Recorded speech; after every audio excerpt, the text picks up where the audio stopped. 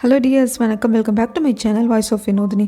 சூப்பரான Korean romantic comedy drama பார்த்துட்டு இருக்கோம். கண்டினியூவாக பார்க்குறதுக்கு முன்னாடி கடைசி தடவை விட்டுருந்தோன்னா, இன்ஜங்கோட அம்மாவுக்கு காங்ஸோட அப்பாவுக்கும் அஃபேர் இருக்குது அப்படின்னு சொல்லிட்டு காங்ஸோட அம்மாவே சொல்ல வேறு அதிர்ச்சியாக இருக்காங்க. இதுக்கப்புறம் என்ன நடந்ததுன்னு கண்டினியூ பார்க்குறதுக்கு முன்னாடி மறக்காமல் லைக் பண்ணிவிட்டு சப்ஸ்கிரைப் பண்ணிவிட்டு உங்கள் ஃப்ரெண்ட் அண்ட் ஃபேமிலி கூட ஷேர் பண்ணிவிட்டு கண்டினியூ பண்ணுங்கள். போதும், இதுக்கு மேலே பெரியவங்க நாங்கள் பேசிக்கிறோம், இல்லை நீ தலையிடாத அப்படின்னு இன்ஜங்கோட அண்ணாட்ட சொல்லிடுறாங்க. சரி நீங்கள் பேசிக்கோங்க அப்படின்னு எல்லாரும் தாத்தாவோட ரூமில் விட்டு கதவை சாத்திட்டு, என்னதான் இன்னும் பண்ணிட்டு இருக்கா இன்ஜங்கு, இவ்வளோ பெரிய கலோபுரமே இந்த லிவிங் ரூமில் நடந்திருக்கு, உள்ளதானே இருக்கா அப்படின்னு சொல்லிட்டு வந்து பார்க்க நல்லா தூங்கிட்டு இருக்கா. ஆக்சுவலாக காங்ஸோவாலையும் வெளியே போயிருக்க முடியாது.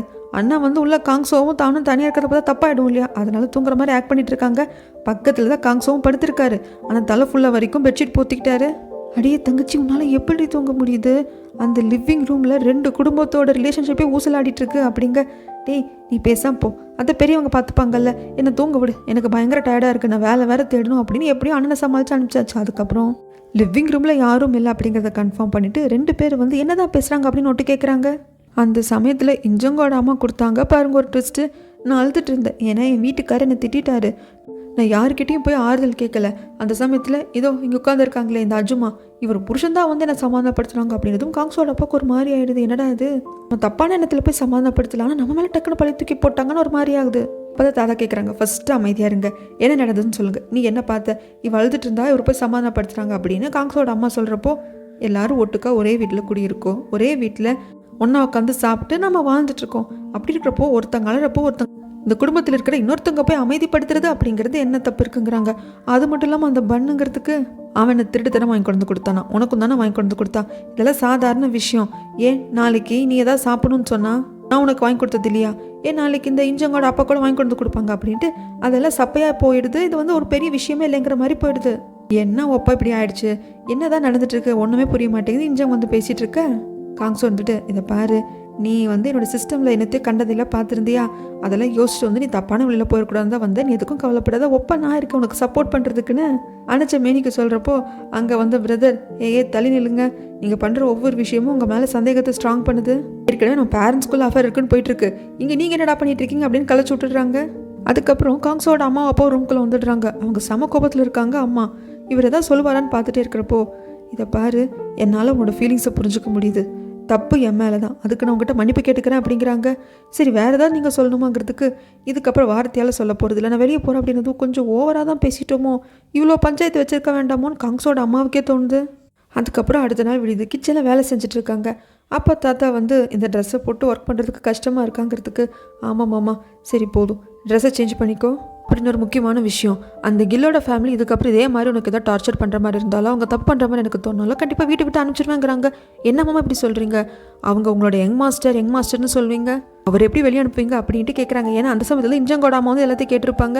இருந்துட்டு போகுதுமா, என் மருமகளை விட யார் எனக்கு முக்கியம் கிடையாது, எனக்கு நீ தான் முக்கியம் அப்படின்னு சொல்லிட்டு போக, இது இன்ஜங்கோட அம்மாவுக்கும் கேட்குது. இவங்களுக்கு காங்ஸோட அம்மாவுக்கு செம பெருமை தாங்கலை. இன்ஜங்கோட அம்மா தலை குடிஞ்சு வந்து நின்று, நான் ஏதாவது வேலை செஞ்சு கொடுக்கணுமா, எனக்கு எதாவது பண்ணுறதுக்கு ஒர்க் இருக்கான்னு கேட்குறாங்க. அதுக்கப்புறம் குடும்பமாக உட்காந்து பிரேக்ஃபாஸ்ட் சாப்பிட்டு முடிச்சுட்டு காங்ஸோ ஒர்க்குக்கு கிளம்புனா அங்கே ஹேனோட கம்பெனியில் ஹேனை காட்டுறாங்க. ஷாக் ஆகிடுறான். ஏன்னா அங்கே இன்ஜங் வந்து நிற்கிறான். நீ நீங்கள் பண்ணுற, மீட் பண்ணலான்னா வெளியே மீட் பண்ணலாம், அம்மா வந்துடுவாங்க அப்படிங்கிறதுக்கு, உங்கள் அம்மா வந்தால் வந்துட்டு போட்டும், இங்கே ஒன்றும் உங்களோட கொஞ்சம் கொலாவறதுக்கு நான் வரல, நீ தான் இந்த வெட்டிங் ரிங்குக்கான காசை திருப்பி கேட்டியே, அதை உன் கம்பெனிலே வேலை செஞ்சு அடைச்சிடலான்னு வந்திருக்கேன், எனக்கு ஏதாவது வேலை போட்டு கொடுங்குறாங்க. அந்த சமயத்தில் கரெக்டாக காங்ஸோ வரப்போ எல்லாம் என்ன கூத்து இன்ஜங் அப்படின்ட்டு தான் இருக்குது. ஆனால் இன்ஜங் கிவ் அப் பண்ணுற மாதிரி இல்லை. சரி நீ என்ன ஒர்க் பண்ணுறியா, ஒர்க் பண்ணு, சர்வே எடுக்கிற ஒர்க்கை ஃபஸ்ட்டு கொடுக்குறேன் அப்படின்னு சொல்கிறாங்க. இன்ஜங்கும் பண்ணுறதுக்கு ரெடியாக இருக்கா. ஆனால் காங்ஸோக்கு இது பிடிக்கல. அவன் நான் அவாய்ட் பண்ணியிருக்கான். எங்கே இங்கே வந்து நின்னா அவன் ஏதோ ஒரு வகையில் நீ அவனை அப்ரோச் பண்ணுற மாதிரி தப்பு எடுத்துப்பான். அது மட்டும் இல்லாமல் இதெல்லாம் ஒன்றும் வேண்டாம், உன்னால் பண்ண முடியாது, நான் பார்த்துக்கிறேன், உனக்கு ஹெல்ப் பண்ணுறேங்கிறதுக்கு, எனக்கு என்னோடய லைஃப்பை பார்த்துக்க தெரியும், யாரும் எனக்கு ஹெல்ப் பண்ண வேண்டாம் அப்படிங்கிறாங்க. இது எல்லாத்தையுமே ஹேனும் பார்த்துட்டு இருக்கான். இதுவும் நல்லா தான் இருக்குங்கிறாங்க. ஆனால் ஹேனோட அசிஸ்டன்ட் வந்து, சார் இது சேர்மேனுக்கோ இல்லை உங்கள் அம்மாவுக்கோ தெரிஞ்சா அப்படிங்க, தெரியாமல் பார்த்துக்கோங்க, தெரிய வரப்போ பார்த்துக்கலாம் அப்படின்ட்டு அசால்ட்டாக விட்டுடுறாங்க.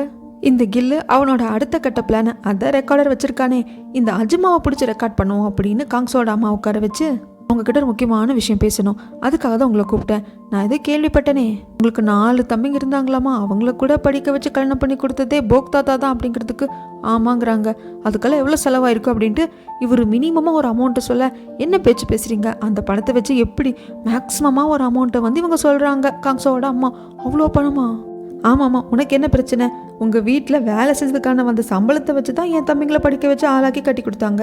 இல்லை உனக்கு என்னையா பிரச்சனை அப்படின்னு எழுந்து வரப்போ இவங்க ஹஸ்பண்ட் தனியாக உட்காந்து ஃபீல் பண்ணிட்டு இருக்காங்க. அதை பார்க்குறதுக்கு இவங்களுக்கே கஷ்டமாக இருக்குது. இதை பாருங்கள், சும்மா இப்படி மண்டையை தொங்க போட்டு உட்காந்துட்டு இருக்காதீங்க. நான் தான் தப்பு பண்ணிட்டேன். உங்கள் லைஃப்பில் நான் மட்டும்தான் என்ன உங்கள் லைஃப்பில் நீங்கள் ஆசைப்பட்ட முதல் பொண்ணு நான் தான், கடைசி பொண்ணு நான் தான் இருக்கணும்னு நினச்சேன். அது இல்லைனாலும் உங்கள் லைஃப்பில் நான் மட்டும்தான் எனக்கு புரிஞ்சு போச்சு. நான் ரொம்ப ஓவராக பண்ணிட்டேன், அதுக்கு என்னை மன்னிச்சிருங்க. நீங்கள் எதுவும் கில்ட்டாக ஃபீல் பண்ணாதீங்க அப்படின்னு சொல்லி எப்படியோ ஹஸ்பண்ட் கூட பேச்சப் ஆயிட்டாங்க. இங்கே ஆஃபீஸ்க்குள்ளே ரூமராக சுற்றுது. அது காங்ஸோ காதுக்கும் வருது. இப்போ ஒரு பொண்ணு வந்திருக்கால இன்ஜங், அந்த இன்ஜங் தான் நம்ம சேர்மேன் பையனான ஹேன் கூட கல்யாணமாகி பாதியிலே கட்டான பொண்ணா அப்படின்னு எல்லா கதையும் காசுப்பாக பேசுகிறாங்க. மறுபடியும் எதுக்கு வந்திருப்பா, ஹேன் கூட பேச்சப் ஆகுறதுக்கா அப்படின்னு சொல்லிட்டு எல்லா விஷயமும் ஓடுது. இங்கே சர்வே எடுக்கிறது சாதாரண வேலை இன்ஜங் நினச்சிட்டா. ஆனால் ரொம்ப கஷ்டமாக இருக்குது. ஆனாலும் முடிஞ்ச அளவுக்கு அவள் ட்ரை பண்ணுறா. அவங்க மேக் பண்ணுற கார் இப்படி தான் இருக்கணும். இந்த மாடலெல்லாம் பார்த்ததுக்கு அப்புறமாக ஆன்லைனில் சில சர்வே எடுத்திருப்பாங்க. அதுக்கான கமெண்ட்ஸ் எல்லாம் படிச்சுட்டு இருக்கப்போ நான் சர்வேவை முடிச்சிட்டேன் அப்படின்னு சொல்லிட்டு இன்ஜன் கொண்டு வந்து கொடுக்கறதுக்கு ஹேண்ட் அதெல்லாம் தூக்கி போட்டுடுறான். மறுபடியும் பண்ணுன்னு சொல்கிறான். என்ன இப்படி சொல்லிட்டீங்க அப்படிங்கிறப்போ நம்ம காங்ஸோ இருந்துட்டு ஆன்லைனில் வந்த கமெண்ட் எல்லாத்தையும் வேறு வேறு ஹேண்ட் ரைட்டிங்லேயே எழுதி கொண்டு வந்து வச்சுருக்க, இதை கூட கண்டுபிடிக்க முடியாதாங்கிறாங்க. இதில் என்ன இருக்குது, ரெண்டும் சிமிலர் தானங்க, எல்லாரும் வித்தியாசம் இருக்குது. ஒழுங்கா சீட் பண்ணாமல் சர்வே எடுத்துகிட்டு வா அப்படிங்கிறாங்க. இன்ஜங்குக்கு மூஞ்சி ஒரு மாதிரி டொயின் ஆகிடுது. ரொம்ப கஷ்டப்படுறா. இது வந்து காங்ஸோக்கும் புரியுது. ஆனாலும் இன்ஜங் கிவ் அப் பண்ணுற மாதிரி இல்லை. இந்த ஹேண்ட் வேற குறுக்கால வந்து வா இன்ஜங் ட்ரிங்க்ஸ் குடிக்க போகலாம் அப்படிங்கிறதுக்கு போட அந்த பக்கம் அப்படின்னு சொல்லிட்டு பஸ் ஏறிக்கிறா. பஸ் ஏறினதும் நம்ம காங்ஸோ பக்கத்தில் வந்து உட்காந்து இன்ஜங்கோட காலை தூக்கி மடியில் வச்சு அவள் ஹீல்ஸ் போட்டிருப்பாளா. இந்த மாதிரி நடக்கிற வேலை ரொம்ப நேரம் நின்றுட்டே பண்ணுற ஒர்க்குக்கெல்லாம் ஹீல்ஸ் போடக்கூடாது. நாளையிலேருந்து கட் ஷூ இல்லைன்னா ஷூஸ் போட்டு வந்துக்கோ. உங்ககிட்ட ஸ்போர்ட்ஸ் ஷூ இருக்கா, அப்படி இல்லைன்னா நான் வேணா வாங்கி தரேன் அப்படின்னு ஹீல்ஸ் பட்டு காலில் காயமாயிருக்கோங்க. பேண்டேட் போட்டு விடுறாங்க. காங்ஸோ இன்ஜங்கோட காலை தொட்டு பேண்டேட் போடல, மனசை தொட்டு பேண்டேட் போட்டிருக்காங்க. அதுக்கப்புறம் ஏதோ ஞாபகத்தில் 2 பேர் ஒட்டுக்கா வீட்டுக்கு வந்துட்டாங்க. அம்மா எனக்கு வேலை கிடச்சிருக்கு அப்படின்னு சொன்னதும் 2 பேர் ஒரே இடத்துல வேலை செய்கிறீங்களா எல்லாருக்கும் டவுட் வந்துடுச்சு. இல்லை வர்றப்போ அப்படியே ஒன்றா வந்தோம், அவ்வளோதான். இங்கே வீட்டுக்கு முன்னாடி தான் ஜாயிண்ட் ஆகி வந்தோம் அப்படின்னு சொல்கிறாங்க. எல்லாரும் நம்பிடுறாங்க. சரி, எந்த இடத்துல உனக்கு ஒர்க்கு கிடச்சிருக்கு அப்படிங்கிறதுக்கு குளோபல் மோட்டார்ஸ் அப்படிங்கிறது இன்ஜங் மறுத்துடுறா. ஆனால் குளோபல் மோட்டார்ஸில் தான் காங்ஸோ ஒர்க் பண்ணுறாங்க அப்படிங்கிறது எல்லாருக்கும் தெரியும். சரி சும்மா என்கிட்ட கேள்வி கேட்டுருக்காதீங்க. ஃபர்ஸ்ட் டே ஒர்க்கு நிறைய சர்வேலாம் இருக்குது, அதெல்லாம் நீங்கள் ஃபில் பண்ணி கொடுக்கணுன்ட்டு மொத்த குடும்பத்துக்கும் பேப்பர்ஸை கொடுத்துட்றா. அது ஃபில் பண்ணுறப்போ சிலர் மட்டும் கேள்வி கேட்குறாங்க. இதில் குளோபலு மோட்டார்ஸ்னு வருதுங்கிறதுக்கு நீங்கள் வேறு மோட்டார்ஸ்னால் குளோபல் வரைக்கும் எல்லாம் இருக்கிறது தானே, பேசாமல் ஏதாவது எழுதுங்க அப்படின்னு வாய்க்கு வந்த மேனி கடிச்சு விட்ற. யாரும் சந்தேகப்படுறதில்ல. போய் இந்த பொண்ணு எதுக்கு இவ்வளோ வேண்டான்னு விட்டுட்டு போனவங்க கிட்ட போய் மறுபடியும் வேலைக்கு சேருவாள் அப்படின்ட்டு யாரும் அதை பெருசாக எடுத்துக்கிறது இல்லை. அப்போ கிச்சன்லேருந்து காங்ஸோ இதை விட சூப்பரான ஒரு ஹெல்ப் பண்ணுறேன், அந்த ஹெல்ப் மூலியமாக உங்ககிட்ட இருக்கிற அத்தனை சர்வே பேப்பரும் ஃபில் ஆகிடுங்கிறதுக்கு கிச்சனில் வந்து என்னன்னு சொல்லிட்டு கேட்குறாங்க. அதுக்கு முன்னாடி நீ ஃபஸ்ட்டு என்ன ஒப்பான்னு கூப்பிடணும், அப்போ தான் அந்த ஐடியாவை கொடுப்பேன் அப்படின்னு சொல்லிடுறாங்க. ஒப்பானா அண்ணாவையும் ஒப்பாந்தான் கூப்பிடுவாங்க, பாய் ஃப்ரெண்டையும் ஒப்பாந்தான் கூப்பிடுவாங்க.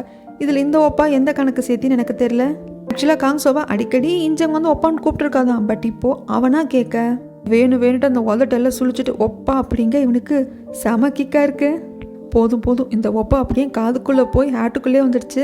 நாளைக்கு என்ன ஏதுன்னு சொல்கிறேன் அப்படின்னு சொல்லிட்டு எல்லாரும் வந்து ஒன்று உட்காந்து சாப்பிட்றாங்க. சரி, கொஞ்சம் வீட்டில் மெம்பர்ஸ் பெருசாகிட்டீங்க. ஹஸ்பண்ட் ஒய்ஃப்னா தனி ரூம் இருக்கணும். இன்ஜங்கோட அம்மா அப்பாவும் இப்போ இருக்கிற ரூமில் இருக்கட்டும். இன்ஜங் உனக்கு வேணால் மேலே ஒரு ரூம் இருக்குது பாரு அப்படின்னதும் இல்லை அந்த ரூம் எனக்கு தான் வேணும் தாத்தா அப்படின்ட்டு இன்ஜங்கோட பிரதர் போகிறாங்க. 2 பேர் மேலே போய் பார்த்துட்டு வந்தால் அது ஒரு ஜஸ்ட் அட்டிக் தான், ரொம்ப சின்ன மாதிரி இடம் தான், அது ரொம்ப கசகசன்னு வேறு இருக்குது. 2 பேர் நீ வேண்டாம் நான் வேண்டான்னு சொல்லிட்டு வெளியே வராங்க. இந்த பக்கம் இங்கே போக் தாத்தா கூட படுத்து தூங்குறதுக்காக கில்லு வருவாரா. என்னப்பா அதான் உன் ஒய்ஃபுக்கும் உனக்கு அந்த ரூமு கொடுத்துருக்கேங்கிறதுக்கு இன்றைக்கி ஃபேவலல் மாதிரி நினச்சிக்கோங்க, உங்கள் பக்கத்தில் படுத்து தூங்கி பழகிடுச்சு, இன்றைக்கி ஒரு நாள் படுத்துக்கிறேன் அப்படின்ட்டு ஏதோ பேச ட்ரை பண்ணி அவர்கிட்ட ஏதோ உண்மையை வாங்கலான்னு ட்ரை பண்ணுறாரு. ஆனால் போக் தாத்தா பிடி கொடுக்குறதுல ஒரு ஸ்டேஜுக்கு மேலே தூங்கிடுறாங்க. இந்த பக்கம் இன்ஜங்கோட பிரதர் ஒளிச்சு மறைச்சு என்னத்தையும் எடுத்துகிட்டு வராங்க ஜோவை பார்க்குறதுக்கு. வந்ததும் என்னத்தையும் கொடுக்குறாங்க. அதுக்குள்ளே இருக்கிறது எல்லாமே சில்லி பேஸ்ட்டு. இதை அஜுமா எனக்கு கொடுத்தாங்களாங்கிறதுக்கு இல்லை நான் தான் எடுத்துகிட்டு வந்தேன் அப்படிங்கிறாங்க. இதுக்கப்புறம் நீங்களாக கொண்டு வந்து கொடுக்குறதா இருந்தால் கொடுங்க, இதெல்லாம் திருட்டு. அவங்ககிட்ட ஒன்றா சொல்லி எடுத்துகிட்டு வாங்க. எனக்கு இந்த மாதிரி வேணும்னா காங்ஸோட அம்மா கிட்ட நானே கேட்டாலே செஞ்சு கொடுப்பாங்க, எனக்கு இதெல்லாம் பிடிக்காது அப்படின்னு சொல்லி திட்டி விட்டுட்றா. அடுத்த நாள் ஜுனா ஒர்க் பண்ணுற ஹாஸ்பிட்டலுக்கு தான் காங்ஸோவும் இன்ஜங்கும் வந்திருக்காங்க. இங்கே நிறைய பேஷண்ட்டை பார்த்துக்கிற விசிட்டர்ஸ் எல்லாம் வருவாங்க இல்லையா, அவங்கக்கிட்ட கொடுத்து ஃபில் பண்ண சொல்லலான்ட்டு தான். அப்போ ஜுனாவையும் சீஃப் டாக்டரையும் பார்த்து 2 பேர் நார்மலாக பேசிட்டு போகிறாங்க. அதுக்கப்புறம் ஜுனாவும் சீஃப் டாக்டர் வரப்போ சீஃப் டாக்டர் சொல்கிறாங்க, எனக்கு என்னமோ அவங்க 2 பேரை பார்க்குறப்ப லவ் பண்ணுற மாதிரி தெரியுது. அப்படியே அவங்களுக்கு தெரியுது. அதெல்லாம் கிடையாது. காங்ஸோ ஒன்றும் என் தங்கச்சியை லவ் பண்ணல, அந்த என் தங்கச்சியும் அவ்வளோ சீக்கிரம் யார்கிட்டையும் விழ மாட்டா. அவள் லைஃப்பில் நடந்தது உங்களுக்கு தெரியுமே அப்படின்னு சொல்கிறாங்க. பட் எனக்கு என்னமோ அவங்கள பார்த்தா ஃப்ரெண்ட்லியாக தெரியல, அவங்களுக்குள்ள தான் அண்டர்ஸ்டாண்டிங் இருக்கிற மாதிரி இருக்குங்கிறப்போ ஜுனாக்கு இது பிடிக்கல, ஒரு மாதிரி முகம் மாறுது. இப்படி ஒரு பக்கம் பேஷண்ட்ஸு விசிட்டர்ஸ் கிட்டே எல்லாம் கொடுத்து ஃபார்ம் ஃபில் பண்ணிகிட்டே இருக்கிற ஒரு பக்கம் காஃபி வாங்கிட்டு ஜுனாவே வந்து காங்ஸோ கிட்டே பேசுகிறாங்க. என்னமோ தெரியல 8 வருஷமாக நம்மளே சுற்றிட்டு இருந்தவன் திடீர்னு நம்மளை விட்டு விலகுறானே அப்படிங்கிற பொறாமையா கோவமா இல்லை ஏமாற்றமான்னு தெரியல. ஜுனா காங்ஸோ கிட்ட பேசுகிறதே ரொம்ப சாஃப்டாக, ஒரு எப்படி சொல்கிறது, உன்னை நம்ம தெரியாமல் தவற விட்டுட்டோமோ அப்படின்னு ஒரு பொண்ணு ஃபீல் பண்ணுவா இல்லையா, அந்த மாதிரி இருக்குது. இதெல்லாம் தள்ளி நின்று நம்ம இன்ஜங் பார்க்க தான் செய்கிறாங்க. பேசிக்கிறது கேட்கல ஆரம்பிச்சிட்டானா இவன் திருந்தவே மாட்டான். எங்கள் அக்காவை எப்போ தான் மறந்து தொலைப்பானோ. எல்லாம் முடிஞ்சிடுச்சு, நான் கிளம்புறேன், நீ சீக்கிரம் வா அப்படின்னு சொல்லி மெசேஜ் அனுப்ப அதை பார்த்த காங்ஸோவும் நான் கிளம்பணும் சொன்னாங்கிறாங்க. காங்ஸோ, ஒரு நிமிஷம், உன் லைஃப்பில் நீ நேசிக்கிற இன்னொரு பொண்ணை பார்த்துட்ட அப்படின்னா என்னை பற்றின நினப்பும் மனசில் இருந்த எல்லாத்தையுமே நீ அழிச்சிருவே அப்படின்னு சொன்னேன். அப்படி ஒரு பொண்ணை நீ உன் லைஃப்பில் மீட் பண்ணுறப்போ மறக்காமல் என்கிட்ட தான் ஃபஸ்ட்டு சொல்லணும் அப்படிங்கிறாங்க. காங்ஸோவும் ஓகே ஜுனா அப்படின்னு சொல்லிட்டு போக, ஆனால் இன்ஜங்குக்கு மூஞ்சியே இல்லை. மூஞ்சி ஒரு மாதிரி உருனே வச்சுட்டு தான் வரா. என்ன ஆச்சு சரி நான் காஃபி வாங்கி கொடுக்குறேன் அப்படின்னு சண்டை பிடிச்சி கூப்பிட்டு போகிறாங்க. இந்த பக்கம் பேங்க்கில் வந்து என்னமோ பேப்பர்ஸ் எல்லாம் வாங்கி பார்க்குறாரு கில். ஆனால் ஒன்றும் பிடிப்படுறதில்ல. இந்த பக்கம் ரெஸ்டாரண்ட் தாத்தாவை பார்க்குறதுக்காக இன்ஜங்கோட பிரதர் வந்திருக்காங்க. அவருக்கு சாப்பிட்றதுக்கு சிலதெல்லாம் கொடுத்துட்டு, நான் நல்லா கால்ஃப் விளையாடுவேன், நீங்கள் அதிகமாக கால்ஃப் விளையாட போவீங்க அப்படின்னு சொல்லிட்டு போக் தாத்தா சொன்னாங்க. உங்களுக்கு தெரிஞ்ச யாராவது கிட்ட என்ன சேர்த்து விடுறீங்களா, நான் ப்ராக்டிஸ் பண்ணணும்னு நினைக்கிறேன் அப்படிங்கிறதுக்கு சரி பார்க்கலாங்கிறாங்க. கரெக்டாக அப்போது கில்லும் வராரு. இந்த பக்கம் இந்த ஜோவை யாரோ ஃபாலோ பண்ணுற மாதிரி தெரியுதுங்க.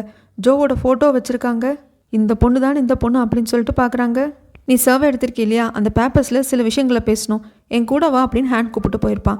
ஹேண்ட் கூட அந்த போயிட்டு ஒர்க்கெல்லாம் முடிச்சுட்டு நான் வந்துடுறேன், நம்ம 2 பேரும் சேர்ந்து வீட்டுக்கு போகலாம் அப்படின்ட்டு எனக்காக பஸ் ஸ்டாண்டில் வெயிட் பண்ணுங்க அப்படின்ட்டு இன்ஜங் வந்து காங்ஸோக்கு மெசேஜ் அனுப்பிச்சிருப்பாங்க.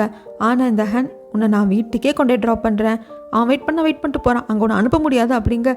எனக்கு என்னமோ நீ ஒர்க் சம்மந்தமாக பேசுகிற மாதிரி தெரியல, நான் தூங்குறேன் அப்படின்னு சொல்லிட்டே இருக்கா. இந்த பக்கம் பஸ் ஸ்டாண்டில் காங்ஸோ வெயிட் பண்ணிகிட்டே இருக்காங்க. இன்ஜங் வரல. ஒரு ஸ்டேஜுக்கு மேலே இன்ஜங் நான் ரொம்ப நேரம் வெயிட் பண்ணிட்டேன், நான் பஸ்ஸு பிடிச்சி வீட்டுக்கு போகிறேன், நீ பார்த்து வா அப்படின்னு சொல்லிட்டு மெசேஜ் அனுப்பிச்சிருக்காங்க. இவன் வேணும்னே அங்கே எங்கே சுற்றிட்டு டின்னர் டைமே ஆயிடுச்சு, சாப்பிட்டே போயிடலாமான்னு ஹேண்ட் கேட்குறான். நீ ரொம்ப ஓவராக பண்ணிட்டேடா, நான் உடனே கிளம்பணும்னு மெசேஜை பார்த்துட்டு அங்கேருந்து ஓடி வந்துட்டே கால் பண்ணுறாங்க. ப்ளீஸ் ஓப்பா நீங்கள் போயிடாதீங்க, நீங்கள் பஸ் ஸ்டாப்பில் வெயிட் பண்ணுங்க, நான் வரேன், பஸ்ஸில் ஏறினாலும் இறங்கிடுங்க அப்படிங்கிறதுக்கு. விளையாடாத இன்ஜங், நான் பஸ்ஸில் ஏறி போயிட்டுருக்கேன், நீ பார்த்து வா அப்படிங்கிறாங்க. ஒரு டாக்ஸி பிடிச்சி பஸ் ஸ்டாண்டுக்கு வந்துட்டாங்க. நாங்கள் காங்ஸோ இல்லைன்னதும் என்னமோ தெரியல, இன்ஜங்குக்கு எதையோ பறி கொடுத்த மாதிரி இருக்குது. அங்கேயே உட்காந்து கொஞ்ச நேரம் வெயிட் பண்ண ஆரம்பிக்கிறாங்க. அப்போ ஹேண்ட் தான் வரான். உனக்காக நான் காத்துட்ருக்கேன், எனக்காக நீ காத்துட்டு இல்லாமல் எதுக்காக காங்குக்காக வெயிட் பண்ணுறேன் அப்படின்னு சொல்கிற சமயத்தில் என்ன பதில் சொல்கிறதுன்னு இன்ஜங்குக்கு தெரியல.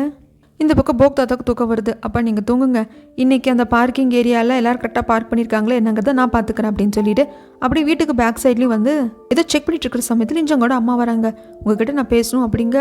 காங்ஸோட அப்பா, ஐயோ உங்ககிட்ட நான் ஒன்றும் பேச வேண்டாமா அப்படின்னு சொல்லிட்டு போகிறாங்க. இவங்க வழக்கம் போல் கண்ணை கசக்க அவர் என்னன்னு கேட்க, இந்த பக்கம் காங்ஸோட அம்மா சில பழைய புக்கு இது எல்லாத்தையும் ஒரு பாக்ஸில் வச்சு எடுத்துகிட்டு போயிட்டுருப்பாங்க. அப்போ டக்குன்னு அவங்க ரூம்குள்ளேயே கீழே விழுந்துரும். அச்சோ எல்லாம் விழுந்துருச்சு அப்படின்னு சொல்லிட்டு ரேண்டமாக ஒரு புக்கு எடுத்து என்ன புக் இது அப்படின்னு பார்க்குறப்போ காங்ஸோட அப்பா ஹைஸ்கூல் படித்தப்போ யூஸ் பண்ண புக். அதில் ஒரு பாட்டு இருக்குது. அந்த பாட்டில் ஜூலியான்னு இருக்குது. ஜூலியாங்கிறது வேற யாரும் இல்லை, ஃபஸ்ட்டு க்ரஷான இன்ஜங்கோட அம்மாவுக்கு இவர் வச்ச பெட் நேம் தான். ஏன்னா அவங்க பேரை வச்சு நாம் அந்த மாதிரி பாட்டு எழுதினா எல்லாருக்கும் தெரிஞ்சிடும் இல்லையா, அதனால தான் ஜூலியா அப்படிங்கிற பேரில் எழுதியிருப்பாங்க. இதே பாட்டை தான் அன்னைக்கு பாடி கூட காமிச்சிருப்பாங்க, அது கூட இவங்க பார்த்துருப்பாங்களே. காங்ஸோட அம்மாவுக்கு அப்போது இந்த இன்ஜங்கோட அம்மா தான் நம்ம வீட்டுக்காரர் ஹைஸ்கூல் படிக்கிறப்போ அவரோட ஃபர்ஸ்ட் க்ரஷ், அவரோட முதல் காதல் இவதானோ அப்படின்னு சொல்லிட்டு செம ஷாக் ஆகிறாங்க. இங்கே சீனை அப்படியே கட் பண்ணால் இவங்க இன்ஜங் வந்து வீட்டுக்கு வந்துட்டாங்க. அட்டிக்கு வர்ற சமயத்தில் இன்ஜங் வந்து இந்த இடத்துல தங்கவே மாட்டேன், இந்த இடத்துல நல்லாவே இல்லை கசகசன்னு இருக்குன்னு சொல்லியிருப்பாங்க இல்லையா. ஸோ செவருக்கெல்லாம் பெயிண்ட் அடிச்சு அந்த இடத்த கொஞ்சம் க்ளீன் பண்ணி வைக்கலாம். இன்ஜங் வர்றதுக்குள்ளே அவள் வந்தால் டயர்டில் தூங்கிப்பாளா அப்படின்னு சொல்லி பண்ணிட்டு இருக்க.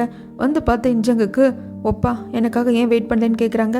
எவ்வளோ நேரம் நான் வெயிட் பண்ணுறது, சரி நீ ஏதாவது ஒர்க்காக இருப்பேன், நீ வர்றதுக்குள்ளே இந்த ரூம் ஏதாவது ரெடி பண்ணலாம் அப்படின்னு சொல்லிட்டு தான் வந்துட்டேன். என்ன போய் ஃப்ரெஷ்ஷாக போயிட்டு வா, அதுக்குள்ளே ஒர்க் முடிஞ்சிடும், ஆனால் இன்றைக்கி இங்கே தூங்க முடியாது, பெயிண்டோட நெடி அதிகமாக இருக்கும் அப்படிங்க. என் அக்காக்காக 8 வருஷம் வெயிட் பண்ணீங்க, எனக்காக ஒரு 8 மணி நேரம் கூட வெயிட் பண்ணியிருக்க மாட்டிங்களா? வெயிட் பண்ணியிருக்கலாம்ல, விடிஞ்சிட்டு போகுது, ஃபஸ்ட்டு அப்படியே நீங்கள் எனக்காக வெயிட் பண்ணியிருக்கணும். நான் தான் சொன்னல அப்படிங்கிறதுக்கு ஏன் இன்ஜங் என்ன லூசு மாதிரி பேசிகிட்டு இருக்க? இல்லை நான் தெளிவாக தான் பேசிகிட்டு இருக்கேன். நான் உங்ககிட்ட ஒன்று கேட்கணும், உங்கள் லைஃப்பில் ஃபஸ்ட் கிஸ் நடந்திருக்கா? எங்கள் அக்காவை நீங்கள் கிஸ் பண்ணியிருக்கீங்களா அப்படிங்கிறதுக்கு காங்ஸோ ஒன்றும் புரியாமல் பார்க்க டக்குன்னு காங்ஸோவை கிஸ் பண்ணிடுவாங்க. இதுக்கு அப்புறம் என்ன நடந்தது அப்படிங்கிறத நான் அடுத்த வீடியோவில் வந்து சொல்கிறேங்க.